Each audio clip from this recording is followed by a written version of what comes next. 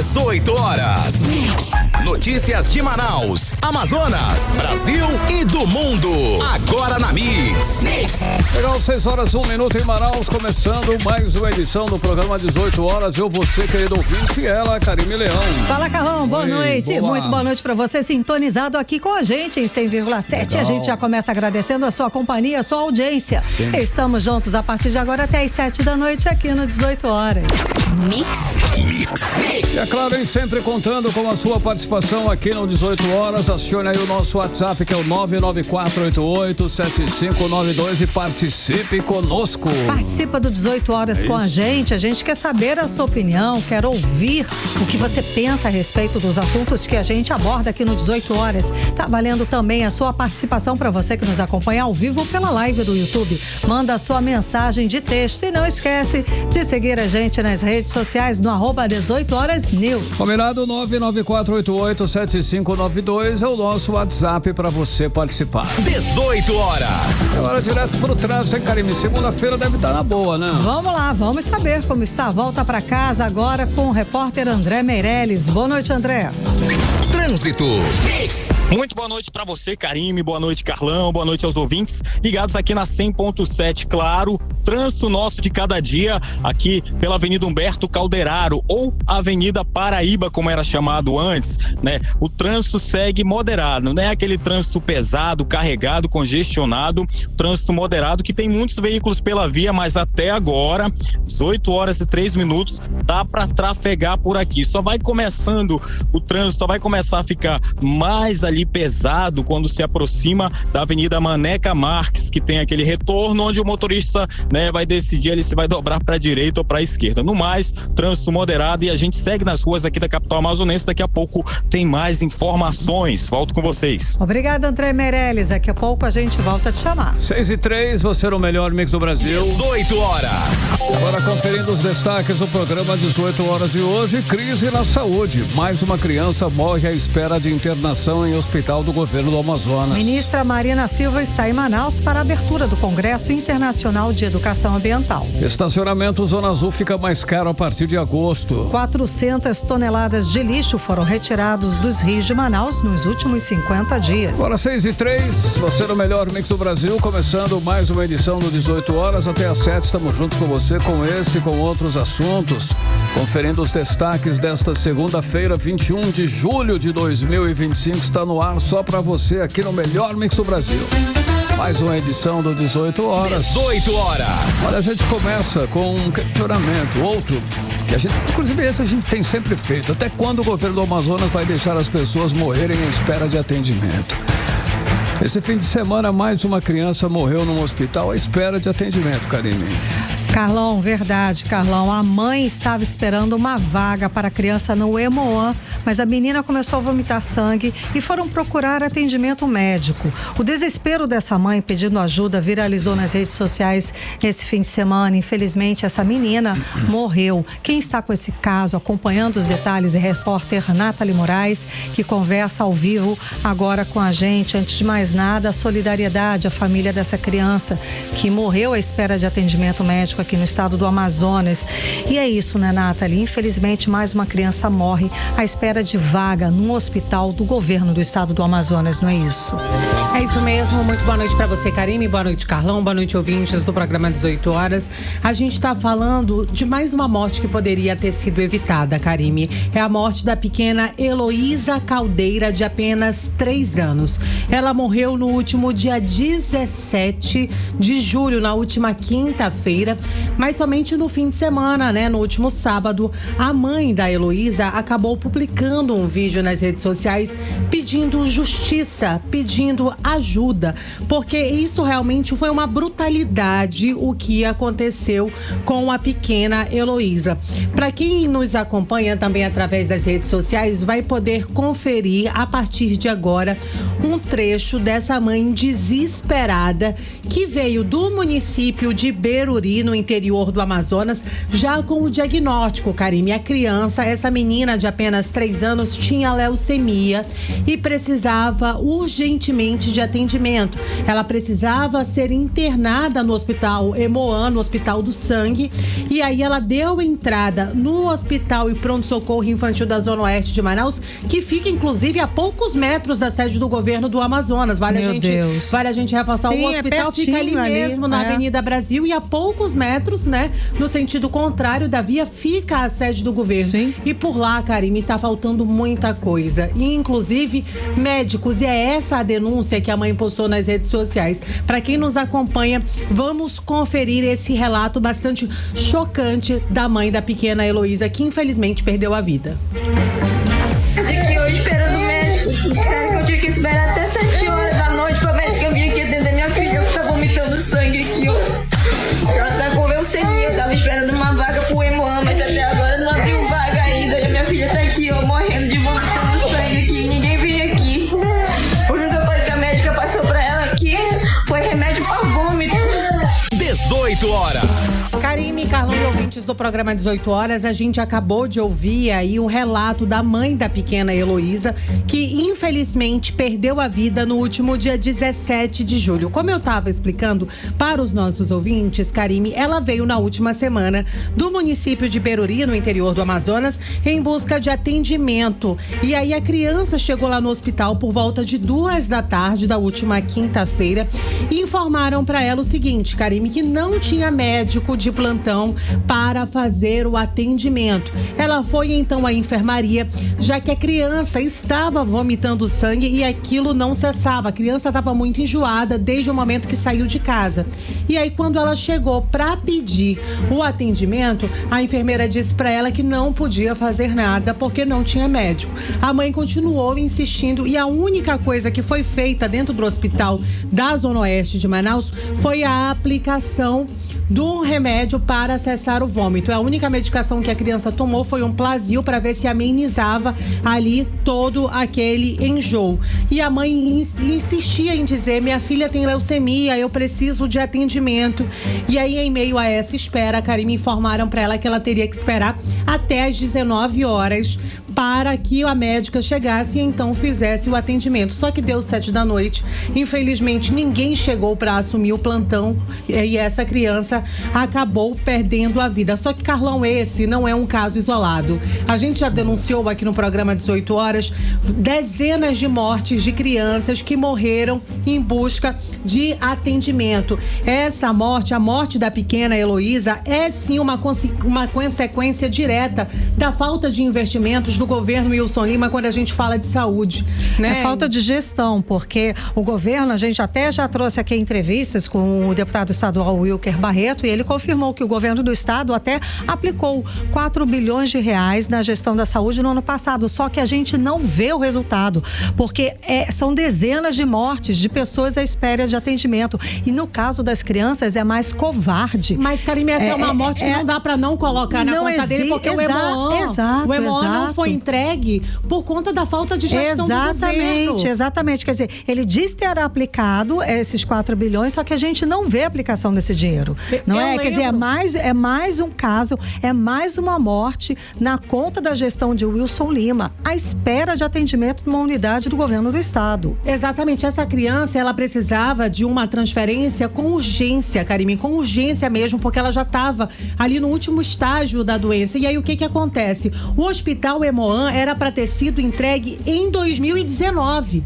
Olha só, já se passaram 6 anos. Eu lembro exatamente em abril de 2023, quando o governador Wilson Lima fez 100 dias à frente da gestão do Amazonas, ele disse que a obra estava entrando em fase final e que em 100 dias ele entregaria o hospital do Sangue, o hospital Emoan. Só que de lá para cá, Karine, já se passaram 2 anos e os prejuízos são incalculáveis. A gente está falando de vidas, a gente está falando de crianças. São pessoas que realmente não podem esperar. São crianças que teriam a chance de cura e estão perdendo, infelizmente, essa oportunidade. E é exatamente sobre esse assunto, né? Sobre essa falta realmente de sensibilidade por parte do governo. A gente está falando de crianças, mas esse é um problema que atinge todas as áreas quando a gente fala de saúde. São profissionais que não têm uma boa assistência, que estão sem receber os seus salários. É falta de medicamento na central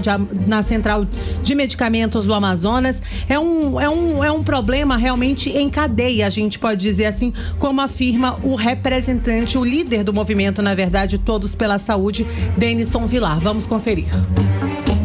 Uma mãe, uma criança vítima de leucemia, em busca de atendimento, né? Esperando o médico 3-4 horas para atendimento, esperando um leito no hospital que há 11 anos segue em reforma e não é entregue para a população do Amazonas.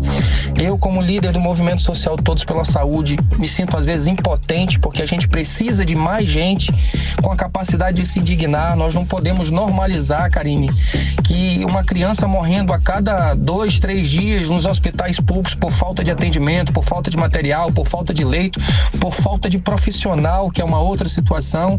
Historicamente, os profissionais de enfermagem, enfermeiros, médicos e outros têm banalizado também passar de 3 a 12 meses sem receber, têm colocado embaixo do tapete toda essa sujeira por se sentir às vezes culpado, e nós não podemos nos sentir culpados. Médicos, enfermeiros têm que trazer à tona, têm que trazer os pacientes para o nosso lado e não a gente brigar com os pacientes ou acompanhantes e ficar nessa guerra interna onde o nosso principal oponente é o governo. Nós não podemos continuar banalizando uma criança morrendo aqui e ali por falta de condições básicas necessárias. Nós não podemos perder a capacidade de nos indignar com a mãe parindo no chão de uma maternidade e achar que a culpa é da enfermagem, que não tem condições de um enfermeiro atender 50 pacientes, um enfermeiro, 10, 15 pacientes para um técnico de enfermagem, e lamentavelmente o Conselho Regional de Enfermagem não fiscaliza o Estado, não fiscaliza os hospitais particulares, não fiscaliza o exercício da profissão da enfermagem. Essa que é a realidade. Nós precisamos também que as entidades tenham autonomia e possam fiscalizar, porque o Sindicato dos Médicos foi proibido, um dos poucos sindicatos que fiscaliza os hospitais de fato e de direito, foi proibido de fiscalizar os hospitais. 18 horas. Karime, Carlão e ouvintes, a gente ouviu aí a fala do líder do movimento Todos pela Saúde, Denison Vilar. Karime, só para você ter uma ideia de qual que é a situação no Hospital do Sangue atualmente, 30 leitos de enfermaria estão disponíveis, né, para toda a população do Amazonas. A gente está falando de um hospital que atende os 62 municípios do Amazonas. Somente 30 leitos. E aí a situação realmente chega a ser alarmante, porque muitos desses pacientes sequer conseguem atendimento, como foi o caso aí da pequena Heloísa, de apenas a Heloísa Caldeira, de 3 anos, que infelizmente não conseguiu essa transferência para o Hospital do Sangue, não conseguiu essa transferência para o Hemoan e infelizmente acabou perdendo a vida. São inúmeras as reclamações que chegam ao Ministério Público por conta, né, dessa não entrega do Hospital Hemoan, porque há 2 anos o hospital está em 80% de obras concluídas. O que falta para a gente chegar a esses 20% e entregar esse hospital que já está pronto para a população? O que está acontecendo?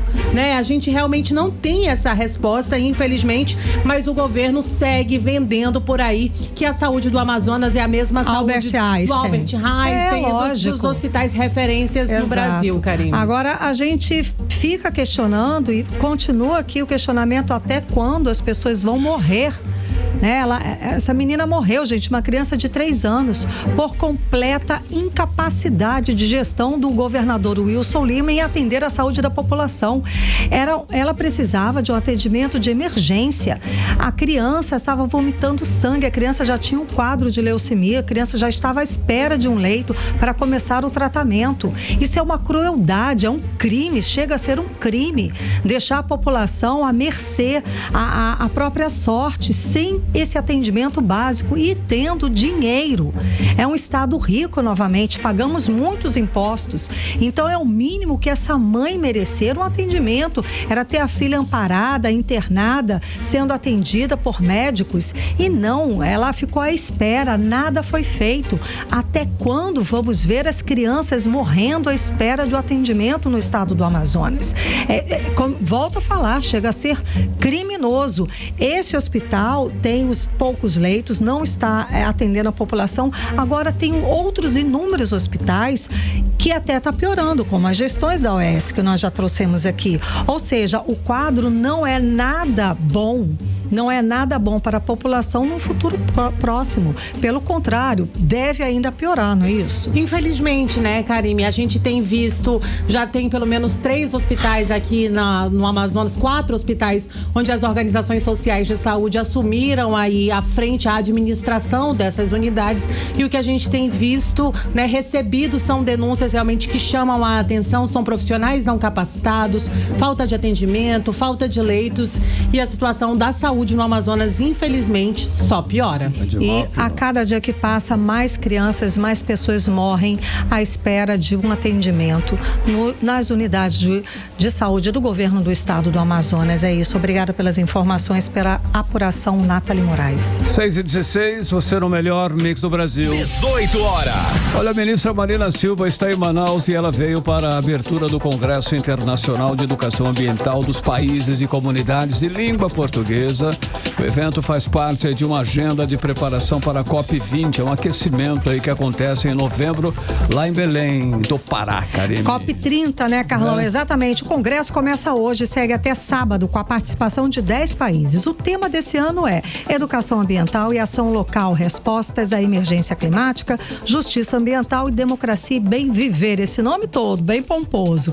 O repórter Kennedy Paz está acompanhando o assunto e traz os detalhes pra gente agora ao vivo no 18 horas. Boa noite, Kennedy. Então, é claro que entre os assuntos a serem debatidos, um dos mais esperados é a reconstrução da BR-319, não é isso? Boa noite, Kennedy. Muito boa noite, Karime, Carlão, a todos que acompanham a gente aqui no 18 horas da Mix. Sem dúvidas, ela decidiu, foi a própria ministra Marina Silva que decidiu escolher a cidade de Manaus para poder ser a sede do 8º Congresso Internacional de Educação Ambiental dos Países e Comunidades da Língua Portuguesa. Então, se ela trouxe esse tema, falando sobre clima, meio ambiente, para Manaus, significa, no mínimo, que ela quer debater esse assunto. Pelo menos foi os últimos passos que a ministra Marina Silva demonstrou ao longo do último mês. Inclusive, ela chegou a dizer que teve sim a reunião com o ministro do Departamento de Transportes, o DENIT, e eles entraram nesse pacto para poder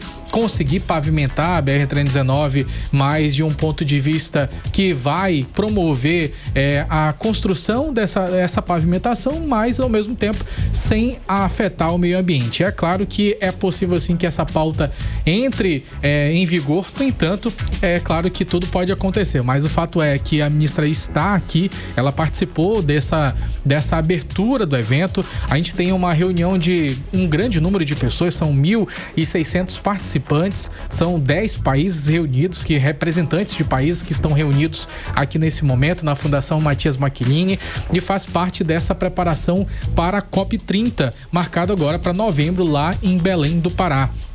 E esse encontro ele vai seguir até o dia 26 de julho com esse tema que você mencionou, Karime, um nome bem extenso: Educação Ambiental e Educação Ambiental e Ação Local, sobre em relação às respostas às emergências climáticas, Justiça Ambiental, Democracia e Bem Viver. Essa programação ela é muito robusta, ela vai contar com vários painéis ali temáticos, oficinas, minicursos, conferências, sessões audiovisuais, apresentações científicas e, além disso, também até visita às comunidades e lançamentos de livros também. Uma das atividades mais esperadas é, de fato, essa visita às comunidades locais, que está marcada agora para o dia 24. Ainda não há confirmação se a ministra vai estar presente em todos esses dias, mas é possível que ela tenha vindo apenas para a abertura desse evento. E o fato é que muitos temas serão abordados ali na Fundação Matias Machellini, e essa ação ela vai ser realizada por várias pessoas que pensam sobre clima e também sobre meio ambiente. E é claro que a gente vai seguir acompanhando, e se nos derem a liberdade de participarmos desse Sem grande dúvida, evento, maravilhoso. que é tão importante para Manaus, para a Amazônia, vai estar na COP30. Isso que eu ia falar, vai servir, vai ser uma agenda para a COP30. Pois é uma agenda para a COP30, porque inclusive vai ser durante esse processo vai ser construída ali uma carta Manaus, e essa carta é um documento que vai ser encaminhado para a COP30 e vai levar ali alguns dos debates que foram feitos aqui em Manaus, no centro da Amazônia. E vamos ver se de fato as reais necessidades internas daqui do nosso estado do Amazonas serão de fato levadas para os demais países, porque de fato eles desconhecem da nossa realidade, questionam, mas não sabem exatamente tudo o que acontece. E a expectativa é que esse assunto seja levado mais adiante. Mas vamos seguir acompanhando, né, Kennedy? Seguiremos acompanhando. Se der a oportunidade, a gente vai lá cobrir esse evento e vamos perguntar sobre a BR. Sem dúvida. Muitíssimo obrigada pelas informações, Kennedy Paz. Valeu, Kennedy. 6h21 em Manaus. 18 horas. Olha lá, atenção, motoristas de Manaus, a partir de dia 1º de agosto, tá logo aí, o valor da tarifa da Zona Azul volta ao preço cheio. O estacionamento vai custar agora R$ 3,98 por hora, R$ 4,00, né? Pois é, né, Carlão? Atualmente custa R$ 3,50 por causa de um desconto temporário de 48 centavos, que é resultado de um acordo com a Prefeitura de Manaus. Vamos acompanhar os detalhes agora com Diné Araújo, ela que sabe por quê, o que aconteceu para essa mudança. Diné, então, o que causou a mudança no valor no estacionamento do Zona Azul? Boa noite, Dinéia.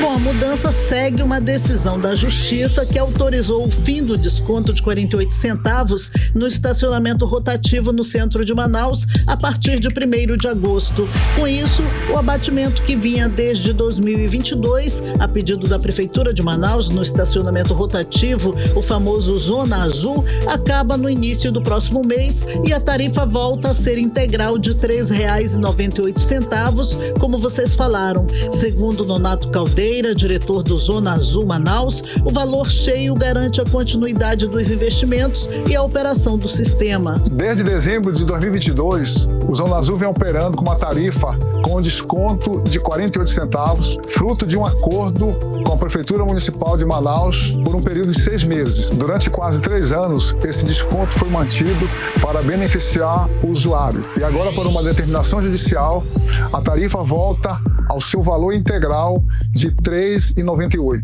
É importante destacar que não se trata de reajuste ou aumento, mas um fim de um benefício que havia sido concedido e que já tinha prazo, inclusive, para terminar. O diretor do Zona Azul, Nonato Caldeira, reforça que a tarifa de R$ 3,98 já estava prevista desde 2022 e agora será aplicada de forma definitiva em todas as vagas rotativas da capital. A nova tarifa entra em vigor a partir de 1º de agosto de 2025 e informamos que todo o processo está sendo comunicado com muita transparência e todos os nossos canais estão abertos para que você possa tirar suas dúvidas. A Zona Azul segue comprometida com a organização da cidade, a melhoria constante dos nossos serviços e o respeito aos nossos usuários. Contamos com a sua compreensão e seguimos juntos, construindo uma Manaus mais fluida, acessível e justa no trânsito. De 2022 para cá, ainda conforme o diretor do Zona Azul, o sistema passou por mudanças. O aplicativo foi modernizado, agora mostra onde tem vaga disponível,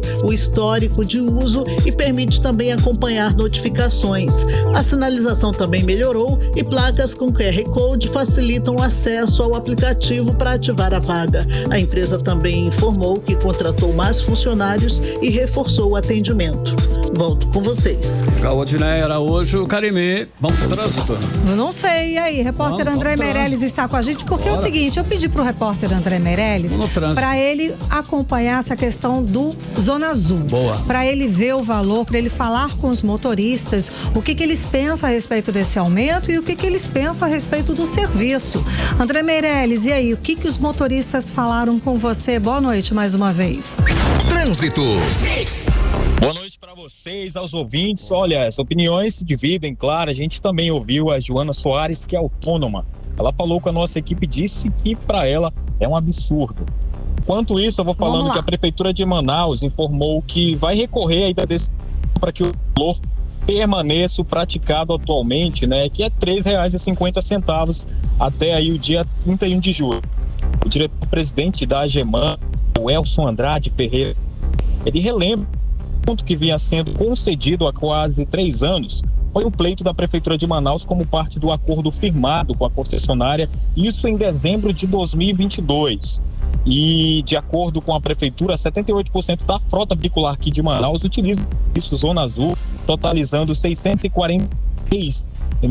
mais de 643 mil placas que já estão cadastradas. O serviço possui 3.917 vagas no centro e 1.300 vagas em Alves. A gente passou pelo Vieira Alves, né, conversamos com algumas pessoas lá e também no centro da cidade, onde a gente está nesse momento, Karime e Carlão, e temos aí a fala aí da Joana Soares, né, que ela falou com a nossa equipe, disse que para ela isso é um absurdo esse valor, né, já que ela usa e o serviço não condiz aí com o serviço prestado.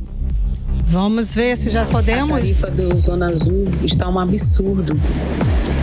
Além da gente pagar antecipado um valor que às vezes nem são utilizados as horas que a gente coloca, se passa 3 minutos, como aconteceu comigo, você já recebe uma multa que já paga quase R$11, é 10 e algumas frações que eu não me lembro de multa, mais o valor que você estacionou naquela vaga.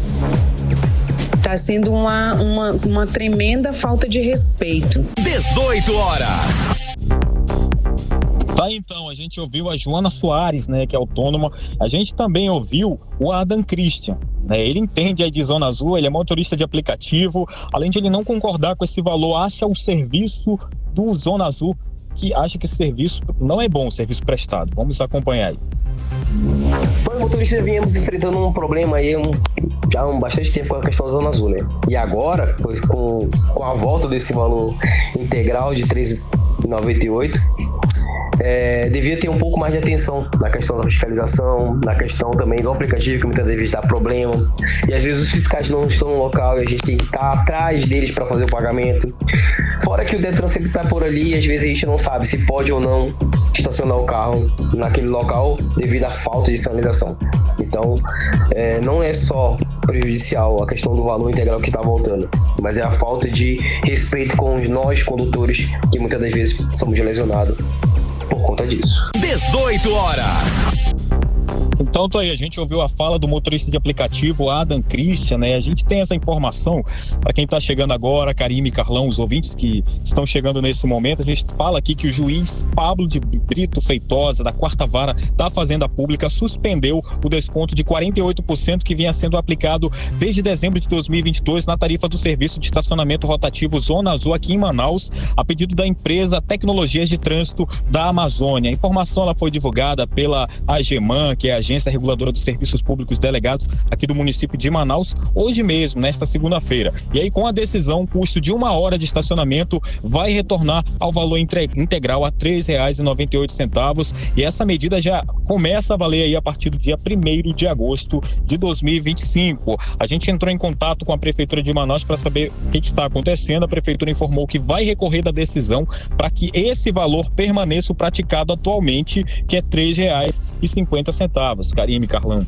Tá ótimo, André Meirelles, muito obrigada pelas informações, até daqui a pouco. 6h29, você no melhor mix do Brasil. 18 horas. Continue aí em 100,7. Participe do nosso programa 994887592, é o nosso WhatsApp à sua disposição, e visite-nos nas redes sociais no @18 horas news. 18 horas. Política. Vamos de política, Carlão. Nathalie Moraes e Kennedson Paes continuam aqui com a gente. Nathalie, então, vamos lá. O vereador Rodrigo Guedes voltou a criticar o recesso parlamentar e foi o único a defender o fim desse benefício no meio do ano. Ele chegou a dizer que é imoral e não faz nenhum sentido, não é isso? É isso mesmo, mais uma vez boa noite, Karime, Carlão e ouvintes do programa 18 horas. O vereador Rodrigo Guedes, ele é sempre aquele que costuma nadar contra a corrente, quando a gente fala da corrente lá na Câmara Municipal de Manaus. E aí, Karime, nesse fim de semana, durante uma entrevista, ele foi muito claro e disse que é imoral esse recesso, já que a maioria dos trabalhadores não tem direito a esses benefícios, né? O vereador Rodrigo Guedes disse isso durante uma entrevista e para ele realmente toda essa situação não faz menor sentido, já que para os trabalhadores do plenário, enquanto o restante da cidade está aí pegando fogo. Afinal de contas, os problemas que existem em Manaus, eles não param de acontecer. E aí, enquanto isso, os nossos ilustríssimos vereadores estão em recesso e só retornam no mês de agosto. E aí o Rodrigo, durante a entrevista nesse fim de semana, o vereador Rodrigo Guedes, disse que está firme e forte no gabinete, tocando todos os seus projetos, enquanto os demais vereadores estão totalmente relax. A gente já tem até acompanhado, né, Karime? Muita gente viajando, uma agenda muito badalada nas redes sociais. Nossa, na Grécia, coisas maravilhosas. Parlamentares e tudo, mas ele realmente deu uma alfinetada sutil, né? E assim, em alguns vereadores que estariam esbanjando nas redes sociais, mas ele disse que ele vai continuar propondo pelo fim de políticas como essa, como o recesso dos parlamentares no meio do ano. E aí ele disse que, inclusive, ele já propôs isso aí e no universo de 41 vereadores, ele foi o único a votar a favor desse recesso. A gente sabe que o Rodrigo nada contra a maré ali dentro da Câmara, não é uma tarefa fácil, mas ele faz realmente uma oposição ferrenha quando a gente fala ali dos demais vereadores. Carlão. Beleza, quem passa contigo agora? No interior do estado, o Tribunal de Contas decidiu investigar possíveis irregularidades na prefeitura lá de Carauari. A gestão do prefeito José Ayrton Freitas está na mira por suspeitas de nepotismo. Como o Tribunal de Contas deve conduzir essa apuração e quais podem ser as consequências políticas dessa representação? Então, Carlão, a política que envolve esse processo, ela é muito grave. Na realidade, a investigação do que está sendo apurado, né? Porque a gente tem esse processo que é de numeração ali 13.522 de 2025. Ele chegou ao TCE pela ouvidoria do próprio tribunal. Segundo a acusação, os cargos chaves da administração pública municipal, eles estão simplesmente nas mãos ali da família do prefeito, o prefeito José Ayrton Freitas Siqueira. A esposa dele, por exemplo, Carlão, ela é a Griselda de Oliveira Siqueira, ela que é secretária da Cidadania e Família. O genro dele é o Manuel Brito de Oliveira, ele foi nomeado secretário de Saúde. E a filha dele, a Indra Siqueira, ela dirige o Hospital Regional de Carauari. E é exatamente nesse último assunto, o Hospital Regional de Carauari, que se concentra o maior problema, porque a questão é que foi feita ali uma reforma do Hospital Regional, o contrato tem o valor de mais de R$1 milhão e foi fechado com a empresa Aldoni LTDA, Aldoni Limitada, empresa que foi aberta apenas 3 meses antes de concorrer a essa licitação, Carlão. E aí no KNAI dela, ela trabalha com varejo. Nada suspeito, né? Nada suspeito, 3 meses antes e tal, já tá conseguindo ter know-how para poder concorrer a licitações da prefeitura de Carauari. E aí o fato é que esses problemas ali que a gente apontou em relação ao nepotismo, essa concentração da família dele no poder, ela viola ali a súmula 13 do Supremo Tribunal Federal, que proíbe a nomeação de parentes para cargos de chefia, caracterizando ali o crime de nepotismo. E o fato é que o TCE iniciou a apuração do caso e nos bastidores da política regional, a pergunta é que outros contratos que já foram contemplados pela prefeitura, eles também estão na mira ali dos órgãos de controle, porque se tem um, pode ter mais. Sem dúvida. Nathalie, vamos lá. Falando em polêmico, o pendrive encontrado no banheiro da casa do ex-presidente Jair Bolsonaro durante a investigação lá da Polícia Federal não trouxe nenhuma informação relevante para essa investigação. Mas o que esse episódio revela sobre como está a situação em torno das acusações que pesam contra o ex-presidente, o filho dele, Eduardo Bolsonaro? A situação está ficando cada vez mais crítica, não é? Então, Karime, esse é mais um capítulo da novela política Polícia Federal e Bolsonaro, a gente pode dizer assim, né? Já que mais um capítulo realmente. Esse pendrive, Karime, foi encontrado no banheiro da residência do ex-presidente Jair Bolsonaro durante a operação da Polícia Federal na última sexta-feira. Inclusive, ele chegou a declarar que ele desconhecia aquele objeto. Ele disse que ia perguntar se era da mulher dele. E aí, realmente, né? Muita gente foram feitas inúmeras especulações, o que tinha ali dentro. Muita gente esperava realmente encontrar um dossiê secreto, planos mirabolantes. E segundo fontes ligadas à investigação, o que tinha ali dentro do pendrive, Karime, não era nada relevante, né? Muito pelo contrário, foram encontradas até músicas de louvor, playlist gospel e tal, mas não tinha nada relacionado ao que muita gente realmente especulava. E aí o Bolsonaro, né, ele desde sempre dizia que desconhecia aquele objeto, mas muito se especulava pela existência dele. Mas a gente precisa ter calma, porque a perícia no telefone, no aparelho celular do ex-presidente Jair Messias Bolsonaro continua acontecendo, e até agora a Polícia Federal ainda não, né, revelou sobre os dados que foram extraídos da nuvem do aparelho, né? A gente sabe que todo esse trabalho de perícia técnica nos aparelhos telefônicos envolvem um certo tempo, e aí até agora o que a gente sabe é que realmente foram apreendidos da casa do ex-presidente, foram $14 mil, R$8 mil em dinheiro vivo, né? E alguns objetos pessoais. Mas assim, né, Kennedy, as polêmicas envolvendo o ex-presidente não param de acontecer. Inclusive, hoje, o ministro Alexandre de Moraes proibiu Bolsonaro de dar entrevistas e de falar com mais de 190 pessoas. Essa nova ação, ela levanta muitos debates, porque existem juristas que acreditam que essa nova sanção emitida pelo ministro Alexandre de Moraes, ela é anticonstitucional, porque assim, se você for comparar alguns outros presos em nosso país, por exemplo, vários outros traficantes, o Lula, que tinha sido condenado em segunda instância naquela ocasião, ele também deu entrevistas dentro da cadeia da Polícia Federal. Sim, várias entrevistas. Tudo que está acontecendo nesse momento em relação ao Bolsonaro tem sido inédito. Então, por isso, muitos juristas têm criticado essa postura do ministro Alexandre de Moraes, até porque tudo isso começou por conta da Procuradoria-Geral da República, que recebeu essa denúncia do PT, foi encaminhada ao Supremo Tribunal Federal, que acatou essa decisão mesmo sem provas, mesmo Bolsonaro tendo mantido todas as ordens de comparecer para prestar depoimentos, mas ainda assim ele está praticamente agora em uma prisão domiciliar. E mesmo tendo entregado nessa ocasião o passaporte dele, mas a gente já tinha entregado o passaporte. Mas a gente sabe que esse aperto contra Bolsonaro é uma reação do Brasil, da política brasileira, contra as questões da chantagem do presidente americano Donald Trump, falando que vai impor as tarifas de 50% a partir do dia 1º de agosto, né, dos produtos brasileiros. Pode ser 100 já, nos Estados Unidos. E que pode chegar a 100 também. Agora, Karime, só para concluir esse pensamento, nesse momento agora, qual que é a situação que o STF se encontra? Nesse momento político, é lógico que essas sanções, elas dão vantagem ao governo atual. E aí, o que pode acabar? A instituição, com essas decisões que vem tomando, elas podem acabar perdendo a credibilidade de uma organização isenta de partido. Sem dúvida. Isenta de decisões políticas. E nesse caso, apenas as decisões que eles têm tomado têm privilegiado uma das partes. E aí, o STF pode acabar caindo em descrédito, segundo as informações repassadas por juristas. Eu acho até que já caiu. Há muito tempo. Ok, que já fizesse uma sanção, o governo brasileiro endurecesse ali alguma coisa ou não fizesse nada. Agora, enfim, né? Eu acho que a população já viu que pesou demais, porque perdeu a mão, né? Perdeu a mão, exatamente. Fechou, Nathalie? Ok, pra mim ok.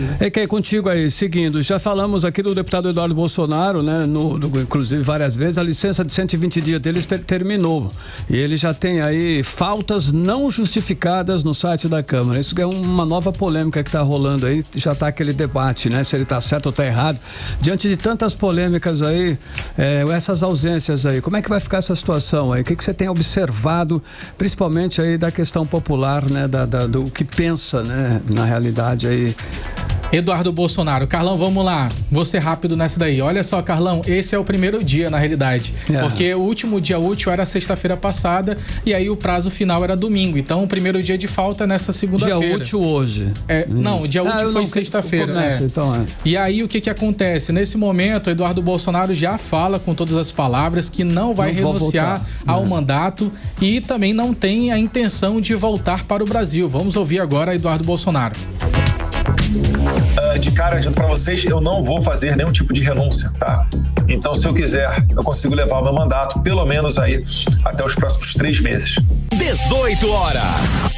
E o que acontece nesse momento? Hoje teve uma grande reunião do Partido Liberal, que é o partido do qual o Eduardo Bolsonaro faz parte. Houve uma grande reunião onde foram definidas algumas metas para serem cumpridas agora com o início dos trabalhos na Câmara, também lá no Senado. E dentre esses trabalhos foi mencionado também pelo próprio líder do PL que o que vai acontecer é que eles vão tentar novas manobras para manter Eduardo Bolsonaro no poder.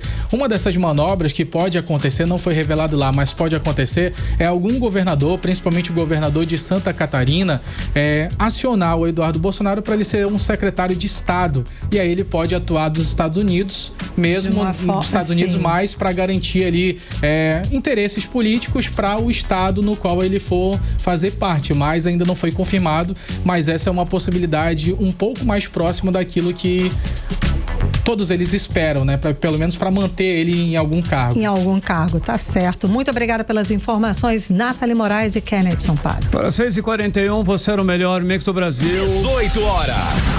E daqui a pouco, aqui no 18 horas, 400 toneladas de lixo foram retiradas dos rios e igarapés pela Prefeitura de Manaus. É o nosso assunto em instantes. 18 horas.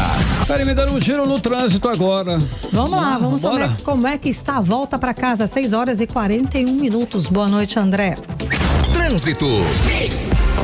Trânsito, claro, agora, Karime e Carlão, pelo centro aqui da capital amazonense, 18h41. A gente fala aqui também da Avenida Getúlio Vargas, um cruzamento aí com a Avenida 7 de Setembro, trânsito tranquilo por aqui, com boa fluidez, né? Sem nenhuma ocorrência aí, sem nenhum acidente de trânsito, nem nada. Então, trânsito para quem ainda está aqui pelo centro da capital amazonense é tranquilo, tanto no sentido quem está vindo pro centro, como quem também está saindo no sentido do bairro. O trânsito segue com boa fluidez, tranquilo por aqui. Volto com vocês. Obrigada, André Meirelles. 6h42. 18 horas. E agora a gente vai de tempo e temperatura. Previsão do tempo e é com ela, Vanessa Lima. Previsão do tempo. Boa noite, Karime, Carlão e a todos que acompanham a previsão do tempo aqui com a gente no 18 horas. Segunda-feira de céu parcialmente nublado e altas temperaturas em Manaus. Agora à noite, o céu deve ficar mais limpo, sem nuvens pesadas e com baixa chance de chuva e temperatura agradável para a noite dessa segunda. Agora vamos falar sobre o clima de amanhã, 22 de julho, terça-feira. Segundo o Clima Tempo, logo no comecinho da terça, o sol nasce tímido e com a alta umidade, a temperatura na manhã fica bastante agradável. Mas no decorrer do dia, o sol aparece com tudo e a sensação térmica aumenta, ou seja, aquele calorão que a gente já está acostumado.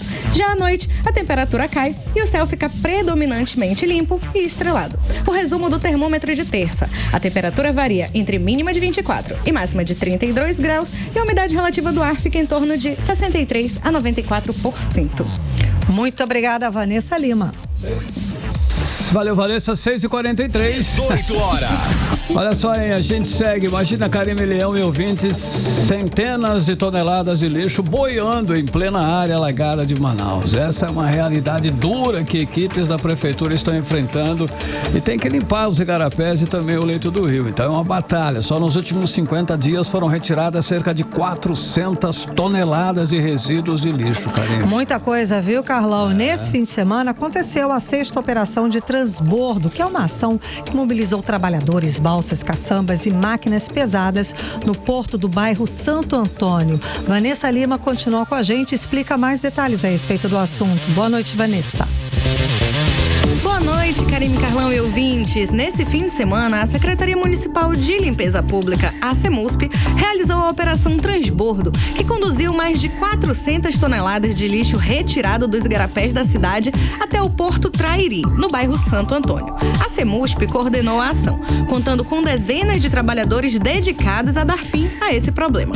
Mesmo com as ecobarreiras, que ajudam a segurar o lixo nos igarapés, muita coisa ainda acaba indo parar no rio por causa das chuvas, da cheia e principalmente do descarte incorreto em pontos clandestinos. Aquele lixo jogado em qualquer lugar e sem cuidado. Só em 15 dias de julho, 400 desses locais foram desativados. O subsecretário operacional da CEMUSP, Jairo Costa, comenta que existem serviços gratuitos para a coleta agendada de grandes objetos e que existem alternativas para o descarte correto, como de garrafas PET, por exemplo, que podem virar dinheiro. A CEMUSP tem uns canais que recolhem grandes objetos, recolhe os PETs. Esses PETs, eles são valorizados hoje. Hoje 1 quilo está em média 2,5. É dinheiro demais. Se você recolher 30 PETs, você tem 1 quilo. Então a sociedade precisa entender que nós precisamos levar isso de volta para ser reutilizado e não ser descartado. Então, o apelo é claro, que a população colabore, use os serviços disponíveis e ajude a deixar Manaus mais limpa e sustentável, porque não é só questão de limpeza, é sobre cuidar da nossa cidade, né, gente? Volto com vocês. Legal, Vanessa Lima, agora 6h45, você no melhor mix do Brasil. 18 horas. Olha só, em Manaus ficou tomada por fumaça mais uma vez aí nesse fim de semana, sufoco. Desde o início do mês de julho, a cidade tem registrado aí episódios como esse, com a qualidade do ar diretamente afetada por nuvens de fumaça. Carlão, segundo os dados do Sistema Eletrônico de Vigilância Ambiental administrado pela Universidade do Estado do Amazonas, eles chegaram a registrar qualidade do ar em grau considerado ruim. Foi nesse sábado de manhã. Tudo resultado de queimadas. Somente entre junho e o decorrer agora de julho, foram 165 focos de calor que ocorreram no estado do Amazonas. Olha, esse número é maior do que os primeiros 5 meses juntos, que somados chegam a 129 incêndios florestais. Os dados são do INPE. Segundo o secretário executivo da Defesa Civil de Manaus, o Coronel Lima Júnior, as equipes monitoram de perto as queimadas na zona urbana da capital amazonense. O painel clima do governo do estado mostra que o Amazonas teve 74 focos de calor em julho. A maioria dos registros com origem no sul do estado. Até o momento, o estado já soma aí quase 300 focos de incêndio. Apesar disso, a fumaça é menos intensa do que em julho do ano passado, mas quando passamos pelo período de seca extrema com pouca chuva. O período de fumaça e poluição do ar foi de até cerca de 3 meses. 6h47 em Manaus. 18 horas. Olha só, uma imagem chocou e viralizou também as redes sociais esse fim de semana. A de um homem que morreu nas grades da Igreja dos Remédios. Segundo a polícia, ele tentou roubar o cobre do ar-condicionado da igreja e acabou caindo em cima da grade, Karine. Fatalidade, Carlão, mas o caso ganhou mais repercussão depois que um morador ali da localidade divulgou uma carta aberta denunciando a completa omissão das autoridades, a falta de ações efetivas para a população em situação de rua. Olha, é um retrato da ausência de políticas públicas e também da falta de segurança no Amazonas sob a gestão do governador Wilson Lima. O centro de Manaus segue esquecido com problemas crônicos de infraestrutura, insegurança e descaso social. A repórter Nathalie Moraes continua com a gente ao vivo. Ela tem mais detalhes a respeito desse assunto. Nathalie, boa noite mais uma vez. Então, essa morte chocante é mais um alerta de que vem sendo ignorado há muito tempo. Falta de políticas sociais e o descaso do governador Wilson Lima com a segurança pública no estado do Amazonas. E você falou que tem, inclusive, essa carta aberta de um morador pedindo socorro, não é isso, Nathalie? Exato, Karine. Mais uma vez, boa noite para você, para o Carlão e para todos que nos acompanham aqui no programa 18 horas. Karine, esse morador identificado como Carlos, ele realmente publicou um desabafo nas redes sociais por não aguentar mais viver viver com tanta insegurança. Ele relata na carta, Karime, que a área do centro de Manaus virou sinônimo de descaso, símbolo da falta de segurança da gestão e do governo Wilson Lima. O centro histórico de Manaus está sofrendo com constantes assaltos, ruas tomadas pelo tráfico de drogas que acontece ali a céu aberto e centenas de pessoas em situação de rua que viraram invisíveis ao poder público, diz essa carta publicada pelo morador ali da área. E aí ele fala, Karime, da omissão também por parte da polícia militar, que por vezes, quando passa a viatura ali na área, ignora toda aquela situação, e ele disse que já está cansado de enviar ofícios à Secretaria de Segurança Pública do Amazonas e não ser ouvido. Só que assim, Karime, essa situação da morte deste homem, identificado até o momento como Scooby, realmente traz aí, escancara pra gente um problema que só se agrava no centro de Manaus. Inclusive, a gente conversou com o pároco ali da Igreja dos Remédios e ele disse, Karime, que essa não é a primeira vez, por exemplo, que esse homem tentou ali invadir a Igreja dos Remédios. São constantes os roubos e furtos ali naquela paróquia, e aí o pároco, né, o padre Mauro Cleto, falou um pouco mais pra gente sobre aquela situação de abandono ali naquela área. Vamos conferir. Esse rapaz que faleceu, ele já vem com 2 ou 3 dias tentando subir para pegar fios de cobre para vender, para comprar os produtos que eles usam, que é uma coisa que a gente parece assim que não é natural. Eles têm as pessoas que trazem alimentos, mas esse já tentou outras vezes. Um que tem uma lanchonete ali atrás, um senhor, ele já falou que mandou descer outra vez. E então, com o processo da droga, drogado e assim por diante, se desequilibrou. Era muito alta, a igreja é muito alta, tem um pé direito de 12 metros de altura, 12, 14, 15 metros. Então, ele morreria de qualquer jeito se não tivesse ficado na grade. Mas é um risco você subir, ainda mais com o desequilíbrio da droga. Nós temos drogas fortes aqui no centro, não são? Às vezes pensa assim, além do álcool, muito é do álcool, mas com o álcool desencadeia outros tipos de situações.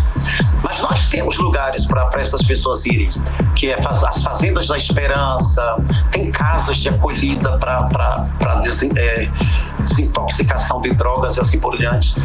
Mas é um drama social. 18 horas. Karime, Carlão e ouvintes, a gente acabou de ouvir aí a fala do pároco Mauro Cleto, ele que é responsável ali pela Igreja dos Remédios no centro de Manaus. E aí, Karime, a gente também procurou ouvir um especialista em segurança pública. A gente vai ouvir agora a fala do coronel Amadeu Soares, e aí ele fala pra gente sobre esse caso. Afinal de contas, para o especialista, essa situação da morte do Scooby é mais um caso aí realmente da omissão e da falta de políticas públicas e efetivas quando a gente fala de segurança pública aqui no Amazonas. Vamos conferir o que disse o especialista. Boa noite, Nathalie, boa noite aos ouvintes da Rádio Mix. Bom, Nathalie, não é de agora que o centro histórico de Manaus está abandonado pela segurança pública e eu diria até que pelo poder público por um aspecto geral.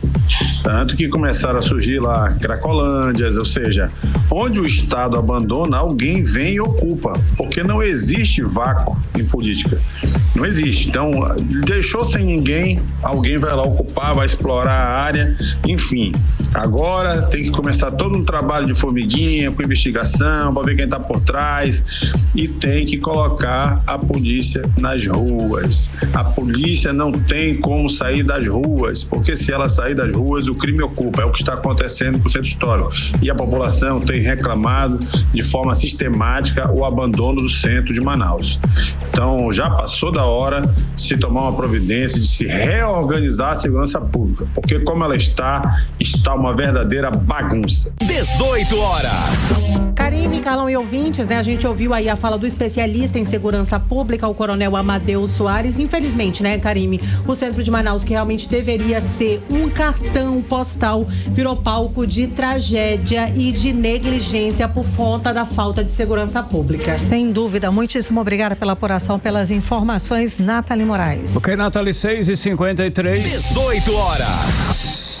E a Justiça Federal aceitou a denúncia nesta segunda-feira e tornou réu Rubem Dário da Silva Vilar, conhecido como Colômbia, acusado de mandar matar o indigenista Bruno Pereira e o jornalista britânico Dom Phillips. Os assassinatos ocorreram há 3 anos na terra indígena Vale do Javari, no interior do Amazonas. A denúncia apresentada em junho pelo Ministério Público Federal aponta que Colômbia foi o mandante do crime e chefiava uma organização criminosa que envolvida em pesca ilegal na região.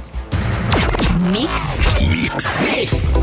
Olha só, as obras do Parque Encontro das Águas Rosa Almeida, no bairro Colônia Antônio Aleixo, seguem com várias frentes de trabalho e essa etapa é essencial para garantir a estabilidade do terreno às margens do rio. Carlão, e o prefeito Davi Almeida visitou os trabalhos hoje. O repórter André Meirelles traz pra gente mais detalhes a respeito do assunto. Boa noite, André.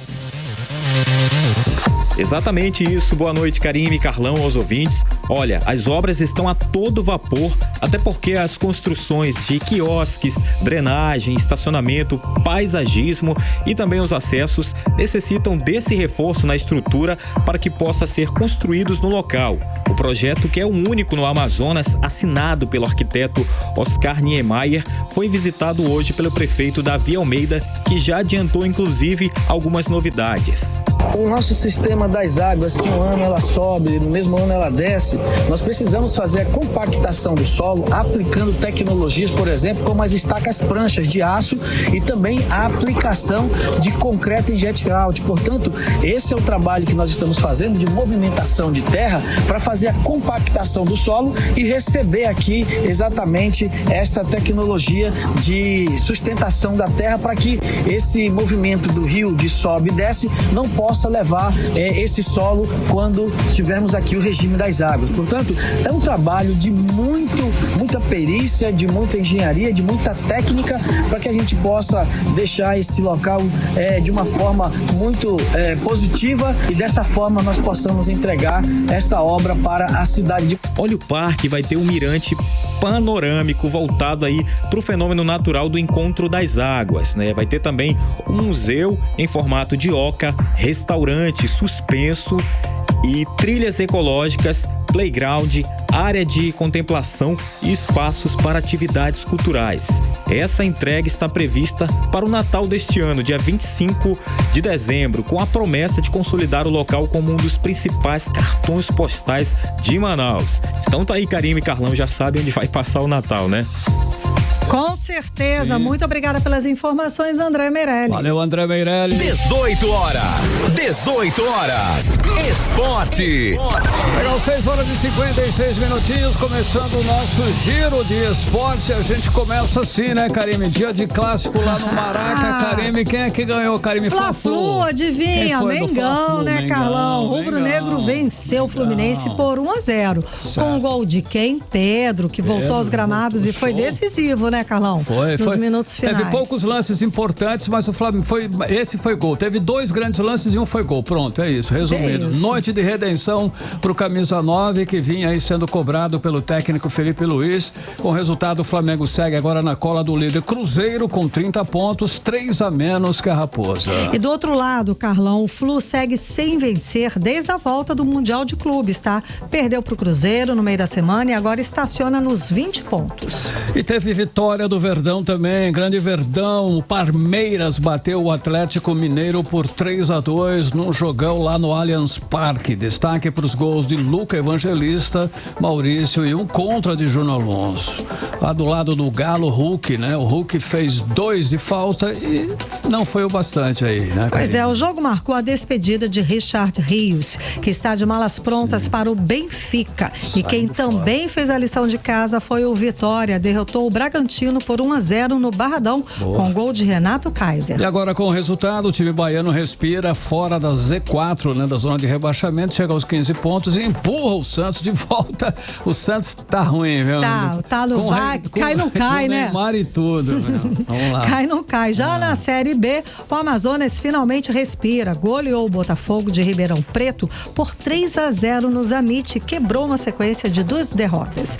Gols de Kevin Ramírez e Domingos, mas mesmo com a vitória, a Onça ainda segue na lanterna com 17 pontos, um a menos que o Paysandu, que é o próximo adversário na quarta-feira agora. Legal, ficamos assim com o nosso giro de esportes. 18 horas. Karime, saideira no trânsito de Manaus. Vamos lá, vamos voltar a falar com o repórter André Meirelles. André, conta pra gente como é que está a volta pra casa agora, 6 horas e 58 minutos. Trânsito.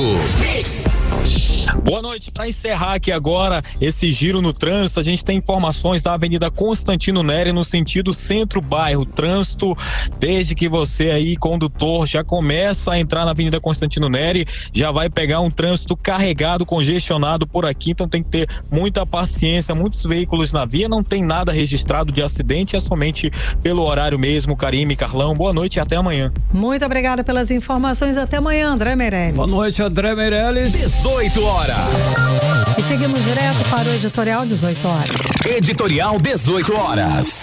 Olha, uma notícia a ser destacada nesta segunda-feira é o seguinte: Manaus deu início ao desenvolvimento do mais ambicioso projeto de resíduos sólidos na região norte. De acordo com a Prefeitura de Manaus, o projeto beneficiará pelo menos 2,5 milhões de pessoas e vai formalizar o trabalho de catadores de resíduos, hoje em trabalho informal.